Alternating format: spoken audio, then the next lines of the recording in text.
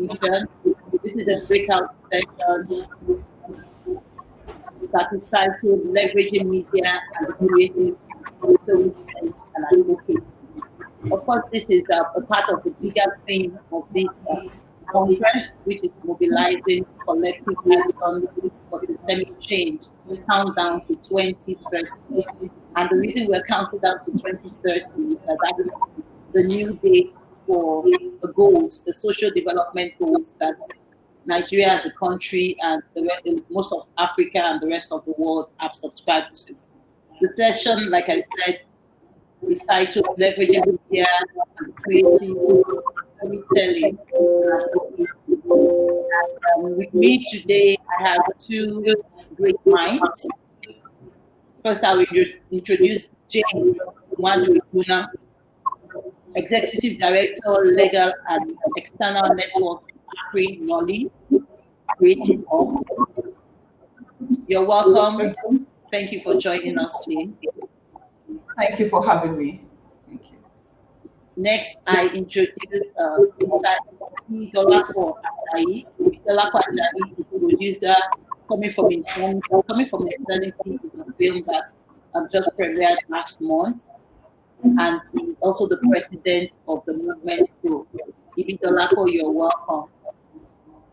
Thank you, Moturaya. It's a pleasure to be here.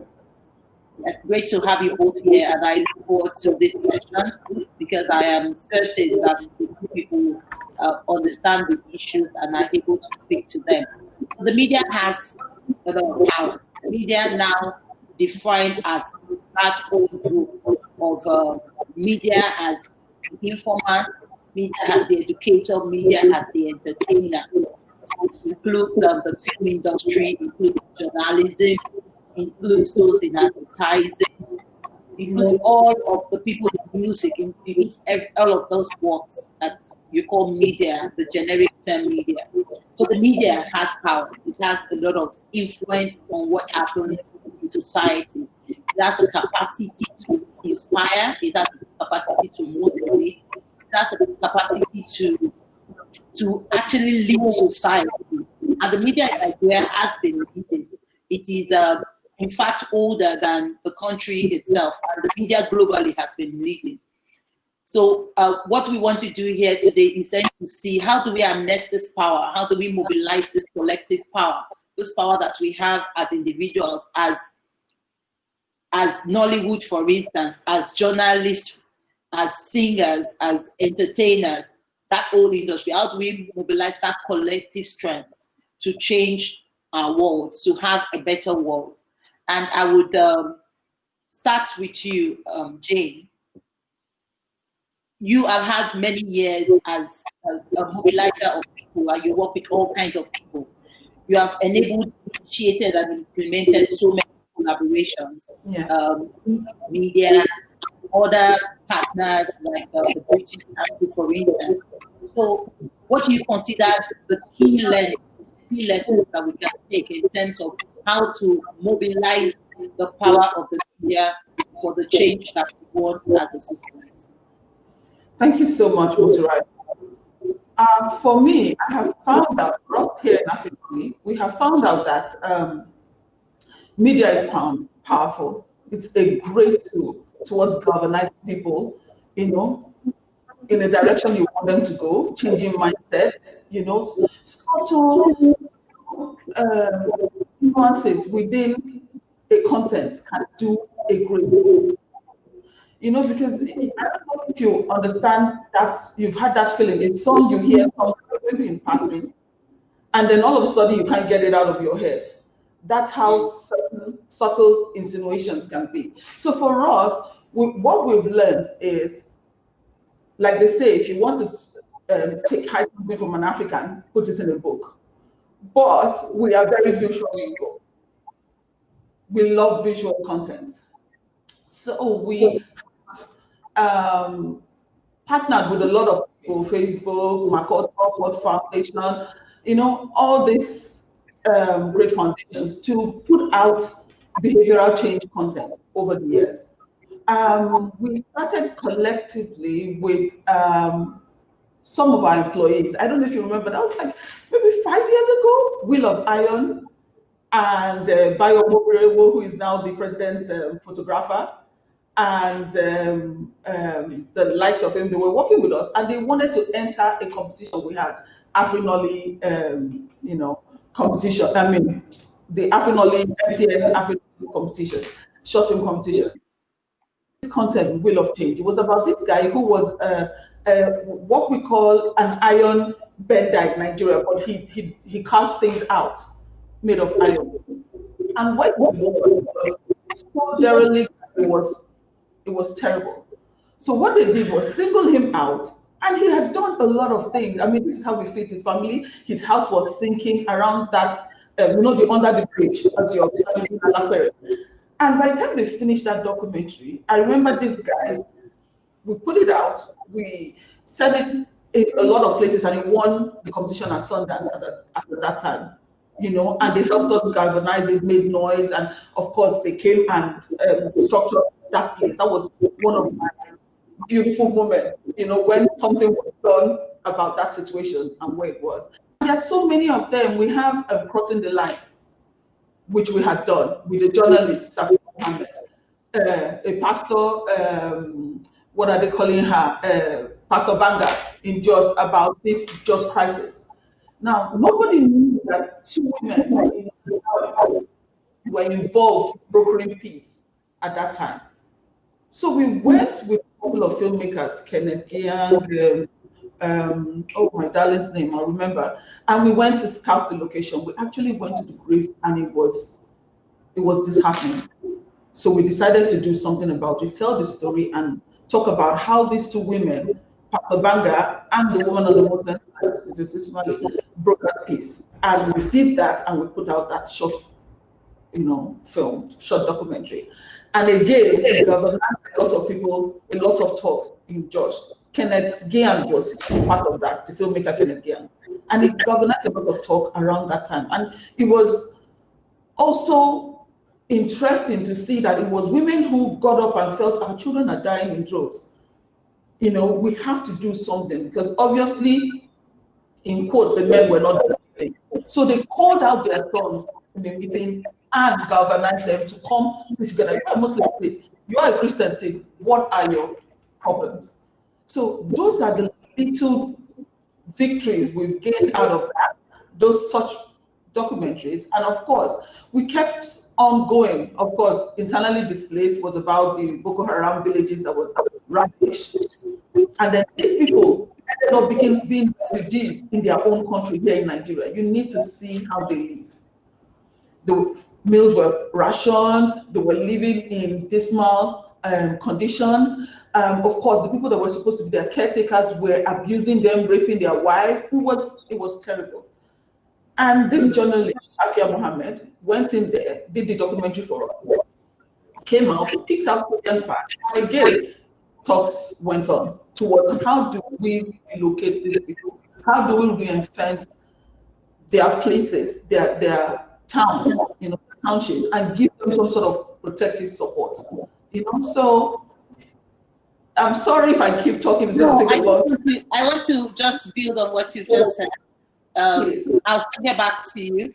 I want to come to you, Bidolapo. So there's something that Jane kept repeating, and it is to do something. You see something in society, you do something by acting a film. You do something, you see something in society, you do something by investigating and writing a news report on it. You have just done something about child trafficking, and talk about the sustainable development goals. Your film, Coming from Insanity, has also to do a lot with poverty, because the people who are trafficked mostly are those people who are vulnerable in society. So how do you do something? What was your experience like to be able to do something? What were the critical factors that made it possible for you to do something? Because this conference is mainly about the fact that we've talked a lot as a country. We've seen a lot, but there are people who are doing something. We want to highlight them, and we also want to get people to do something so that we can move from where we are. And globally, not just Nigeria, because this is a global conference. globally, that is what we want also, for people to do something.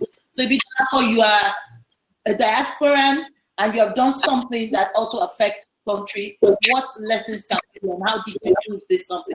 And what can the world learn from it? Thank you, Moturayo. For us, and for the film that we produced, Coming from Insanity, we wanted to touch on a social issue that affects a majority of West Africans, I'll say, because having house helps, having children serving in households is a common thing that a lot of people can relate to. Most households in Nigeria have somebody that's not from their family that is serving that family. So you hear a lot of stories about how these people turn out. You hear the good ones, you hear the tragic ones, and it's a big issue, you know. And the fact that most of these children come from other countries means that there is an underlying business that's going on there, human trafficking. We needed to highlight that within the concept of reform. And that's what we were able to achieve with Coming from Insanity. And we wanted to show that not every single one of these situations end in a positive way. You know, not all of them go on to become great people. Some never get the opportunity to fulfill their destiny. The main character in the film was a genial child. You know, it was a prodigy that had high intelligence, that if he had been channeled in a different way, he would have probably turned out to be an outstanding member of society. But he didn't get that opportunity, so he channeled his energy, his intellect into becoming a criminal, and he got away with it. So not all of them kind of get caught at the end of the day. But that also reflects the social issues that we have, you know, in Nigeria, as in how does this actually affect policy in government? You know, is this something that the government is looking into and actively, you know, to eliminate? You know, we know there are NGOs that are focused on child trafficking. You know, how effective are those? How are the messages getting out? Because we still see this thing on a daily basis, and it's also come over here in the diaspora. People still find ways to maybe bring people here to help them. You know, although it's not as prevalent as it is back home. So for us, it's a critical issue. And what we try to do is to focus on those areas that, you know, that can help to change society and bring those out by telling those stories. There's so many stories that are out there to be told. Well, as you asked, you know, some of the critical factors to make some of these things happen depends on a whole lot of things. You know, you need to have accessibility. You need to be able to have access to the whole ecosystem. You know, finance is key. If you're going to produce a film, for example, how are you going to get your funds together? How are you going to get the message out? Is it going to be through the big screen, or you're going to use platforms such as Netflix, and you know, or maybe push it out through social media, maybe as a short film? You know, so there are so many different ways to do this. But for a young person that wants to, you know, innovate social change, you know, they need to be able to have access to the whole ecosystem whereby all those elements can be put together for them to push out their message, depending on what area they're focusing on. You know, it could be domestic abuse, it could be empowering people to understand what power they have through their vote. But all these things can be done when you have access to the ecosystem. And that's one of the things I believe that AfriNoli has been able to do as a hub, you know, to create opportunity for young people to come in, you know, hone their skills, and then have that platform to create such content that we can get out there. But another issue is the end part of it. You know, how do you consume the information that's been put out through this, you know, through these stories we are telling? You know, because now there's a statistic out there that we have about 170 million mobile subscriptions in Nigeria, for example, but only 10 to 20%, you know, actually have smartphones. A lot of these things are consumed via WhatsApp, Instagram, Twitter, and those things don't normally work on feature phones like a lot of people have. So how do we leverage technology to be able to deliver the kind of content we are, you know, creating, so that the mass can actually get hold of it, and it can start to affect their lives, how they think, reorientate them to think in ways that will actually change their lives and then affect societies in general. Thank you so much for that contribution. Access to the ecosystem, access to finance, and a good understanding, I believe, also of the issues like you have mentioned. If you're going to talk about poverty in the land, you do need to understand what is enabling it. If you're going to talk about education, you need to understand the state of that thing you want to talk about. So that in doing that film or in writing that report or doing that investigation, you do something that is nuanced. I'll just want to acknowledge all of our audience. We have 40 people in the room right now. Thank you for joining us. This session is about leveraging media to actually have social change. So thank you for joining. I'll come back to you, Jane. And so Ibidan started on this line that I want to ask you about things that are missing. So for instance, if all the content were online, most Nigerians are not online. Yeah. So if all the content were just television, well, there are people who cannot afford to have television in a country where poverty is prevalent. And globally, there are other things that become barriers to people accessing information. So maybe mindset. So what are some of the gaps that you have noticed in your work? Gaps in Nigeria, gaps in Africa that are not enabling us, gaps that we have that are being stumbling stones for us to actually be able to move forward in galvanizing, collaboration for social change we want. And how do you think that we can bridge this gap? Wow, that's okay. I'll try and answer that and break it down. So when he was talking, Dolapo was Dolapo was talking. I'm always trying to get confusion. I just picked out one or two things, and he's very, very correct. You make all this content. How do you distill it? How do you distribute it to the maximum audience so that people that this affects and are involved in this would be able to see it and probably have a mindset change or empower themselves to know what they could do? So in our case, we started with a mobile app. But like I said, it all boils down to data and availability of smartphones. Yeah.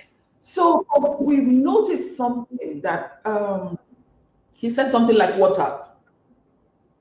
WhatsApp was another strategic tool we now started deploying. WhatsApp, Facebook, in small bites. Initially, we would have this 45 minutes, 1 hour something content, and then some of them will have 30 minutes. But imagine somebody start watching 30 minutes content on their phone. Some will do it. The percentage of, don't get me wrong, people think Nigerians watch. They watch what they want to watch, what they are interested in, they sink money into. So your task here is to find how to engage them to get them to move that dollar or naira or whatever it is into your own content. And so what we did was we started distilling them in bite sizes and adding comedic skits into it, like our latest production, Ogriboto. We just decided we wanted to use names that catch your attention. What is Ogriboto? I have a lot of people ask me, what does it mean? I said, well, I think it's a generic term because if you Google it, there's no meaning. It means it just sounds like wahala, or we act a lot of Benin and Delta would like sound like wahala or trouble day or whatever. And that was our accountability, good governance content in partnership with Ford Foundation and Makoto. So then the next thing we did was get actors that they could recognize and want to see and have them act those things. Because we all have affiliations to Starship. I mean, it's everywhere. Oh, like they say, fandom. I like this person. I like this person. I'm like that. There are certain contents I see somebody and I'm like, I gotta watch this. Just because the person is in the on that film. So we decided, okay, let's deploy that and go that direction. Use that tool to catch their attention and distill the information we want them to know within these contents. The last one was about good governance, election, how we, I find out that during the production of this, we had some sort of And we found out that Nigerians don't even know what corruption is. For them, corruption is the guy at the top. But they don't know that their own indiscipline and little acts they do is corruption. Corruption is simply disobedience, disregarding set rules, refusing, especially when. But for them, it's the demand to bribe. What about when you beat the red light? What about when you give bribe to get some things done? What about when you don't pay your tax? What about, and we started asking them, honestly, a lot of them told us it's not corruption. If I give bribe, I just want to, the line is too, I'm like, that is corruption. So it now becomes a case of like people like leader. Because don't forget, people we're abusing used to be us. Now they are them. So you have to ask yourself, what happened? When did this change occur? When did this person, because I'm telling you the truth, I know somebody personally who was straight as an arrow. But now certain things coming out of their mouth, you're like, and say, look, this is the way Nigeria is. Don't get on it. Do you understand what I'm saying? So I think the first thing we should do, educate the audience. Let them know what is right, what is wrong, because there's a thin line in that. It's not the people at the top. These people at the top were you. So you are pointing. Look at my finger. All these other ones are coming right back at you. So it's them. What about you? What would you assure us that, what's the guarantee that you will not be worse when you get up there? So we have to educate them, and then we have to study and find out at what point, is it rules, is it the way Nigeria is structured, is it the way the systems are that helps you hold on to those principles from ground, to when you go up. So these are the kind of challenge we faced. And I'm thinking that it will go a very long way. Little skits, 1 minute skits. Have you seen them on Instagram, Facebook? How much consumption or viewership they have? Just little things there. That's why I like one of my Makoto partner, Akinfade. Just corruption in my country, nothing. I don't know if you've seen it. Somebody is breaking the law, and they say, no, you can't do that. Okay, I can't serve you, go back. Little things like that. Changing mindset, paradigm shift. Then, when you put out something like that, you can now galvanize the people that are already having an awakening and the people that are coming close to that awakening to say, this is wrong, let's go. I have one last thing to say. When we were shooting a quick bottle, we chatted to a couple of people and we were talking to them about what they thought corruption was. Okay, if you if you want to give somebody work for ministry and you say bring like 10,000 naira, I lie you not, it was in secondary school. 90% of the children in school say there's nothing wrong in it. So we rephrase the question, we say no. If you want to give the person, we don't say you don't do the work, they've not done the work and they brought you, thank you. We say, you see, there's nothing wrong with it. After all, how much did they earn? How much are you earning? Now, that is mindset of the people pointing fingers. So imagine when they are off. Please allow me to cut in. I'll come back to Ibidalapo. I just want to take a question that has been put on the chat room. The question is that for areas where freedom of expression and speech are highly scrutinized and frowned at, how effective can advocacy or storytelling be? And what would you say should be the approach, especially with the use of social media? I would say that Jane already answered that question with the fact that, we can use the approach of cutting things short in skits so that it gets to the people. And then you can begin to let people, educate people and reorientate them to say that we are all part of this system. So the question I want to ask you, Ibidalapo, is how do you think that we can build that community? Because I am one of those people who believes that we do need to get into communities to make changes. We do need to get into communities of geography and communities of interest, communities of geography in terms of places, whether it is Lagos, it is Ghana, or you're talking about communities of interest, whether these are groups of actors, or these are groups of advocates, or these are journalists. So how do you pick a piece of information, for instance, about education that goes into news reporting? How do you pick that up and make it into a film? Or how do you pick that up and make it into a skit in such a way that you begin to build those communities? What are your suggestions for building a community of change that we need for a better world? Thank you, Muturayo. Yeah, I want to address something about the question you asked, and I know Jen built it up. The question also asked something about countries or places where freedom of speech is not easy. You know, you're not really free to talk. Yes. It's something that really has always been an issue, especially in Africa, especially with the type of governments we've seen across Africa. The beauty of where we are today is that social media has changed a lot of things. You know, you don't have to be physically present in a place to be able to disseminate information. When we've gone through the era of the likes of the legend Fela Nicola Kuti, who uses medium of music to communicate social change and to demand things from government, you know, to force policy changes, and he could physically be picked up at his location and harassed and, you know, and threatened. We've gone past that era. Now the world is a global stage, and, you know, you can disseminate information that could be seen and heard and listened to across the world from any part of the world. You know, so to answer that question, social media is the platform to be able to do that.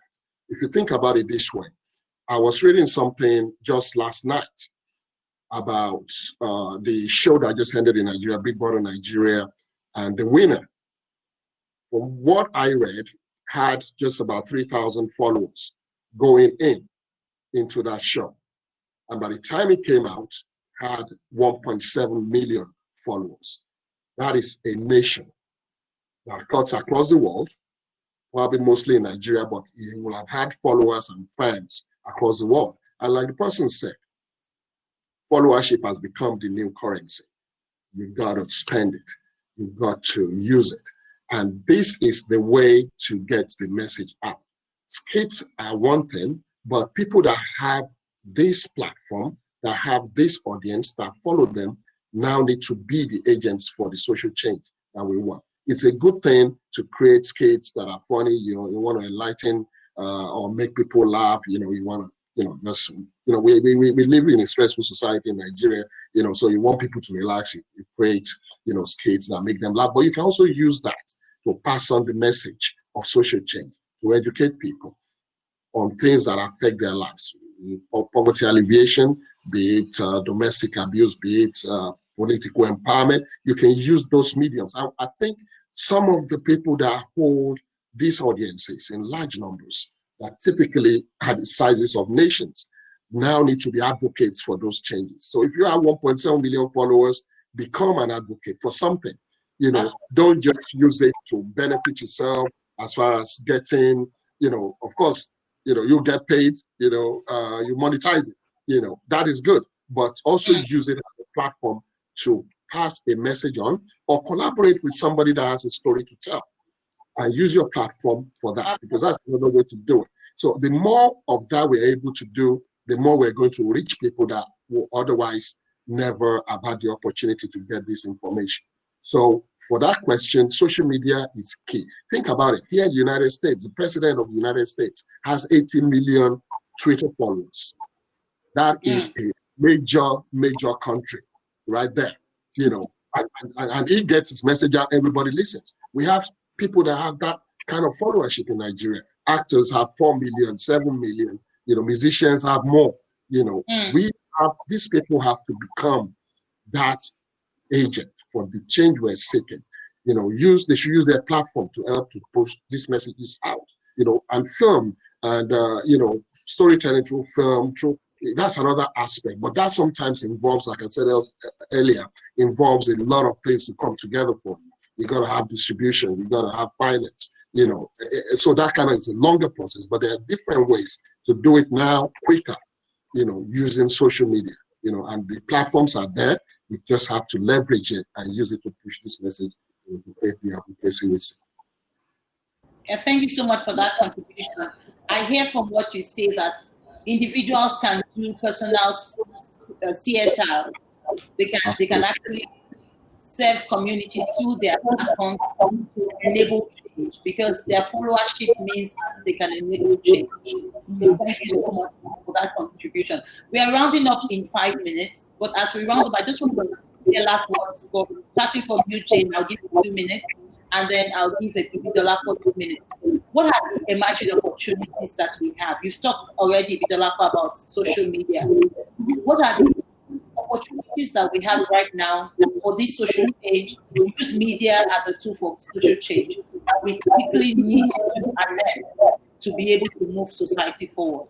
Jane, I'll go with you for 2 minutes. I mean, the opportunities are very, very, they abound, you know. And just like Mr. Dolapo said, I love the fact that you said social media, because social media is one of the easiest to, the simplest actually. And you don't, I see people coming to me, oh, they want to make films for cinema. And I'm like, no, it's not like I don't want to partner with you. You have what it takes, just do it, put it out there. And I have seen people that have advised and they've taken it. Take your TV, small TV, put it outside, do the content. What you don't know is that you're building your own followership. And at the end of the day, you don't need to go to anybody for help. So what I'm saying is little tools, media tools. This is a huge media tool, I tell people. It's no longer 120-inch of the cinema. Of course, cinemas have been closed for how long? They're just starting. So what would have been the problem, the case if we didn't have this and social media? We would all have gone back to the dark age. So what I'm trying to say by this is each and every one of us are media moguls on our own. We have the capacity to effect change on our own. We no longer need, how will I call it, to wait on somebody to give us the thousands and thousands of naira to go do long form content, movies, series, in order to bring about that change. Like I tell young people, just look at yourself as a moving CEO, a working CEO of your veritable business. Don't wait for anybody. The longer you wait, the longer you miss your chance. Yesterday there was on CNN, there was this girl that I have 2 minutes, Jen. I need to move to the lacquer now. I'm sorry. I'm so sorry. I'm so passionate about this. I know. I was thoroughly enjoying your message there, Jane. That was awesome. But to your question, I believe the way forward is to collaborate. We need to identify these agents of social change, and they need to come together, and there has to be a facilitator. Leap Africa is doing awesome. There has to be more organizations like Leap Africa that can facilitate bringing together these agents that have these platforms, and let's form a think tank. Okay, what message do we want to put out there that you can use your platform to reach so many people, all these people that follow you, so we can get that message across? And it can be anything, because it eventually has to lead to a change in the lives of people. If we have all these platforms, we have all these followerships, and we're not translating it to change lives, we have missed a great opportunity. So what I would love to see is collaboration between all these people that have this power and this platform to come together and create messages that can be pushed out, and we have hubs like AfriKnowledge that can help with that as well. So these are the things we really need to focus on to be able to drive some systemic change as quickly as possible. Well, thank you so much. Thank you so much. So what I hear from everything that we've said in this section, one is that we do need to identify the change makers, and we do need platforms to facilitate collaboration between change makers. I think the biggest thing that we're taking away from this session is that each individual is a change maker, and they need to look around them and see what they can contribute to the change that they want in society. Now that media has been so liberalized that everybody has a phone that can publish, we all need to use the power of the media to actually out and change our world. So I want to thank you very much, Jane, for joining us today. Thank you, Ibidolako, for being here today. We are happy to have you. My name is Moturaya Alaka, and I'm glad to have been your host of this session. Thank you very much. Mr. Bilal, I'll come back later. Thank you. Thank you so much. Thank you for this. We appreciate it. Thank you. Thank you, our audience. Thank you for joining us. Thank you so much. We're glad you came. Bye. Bye. Bye.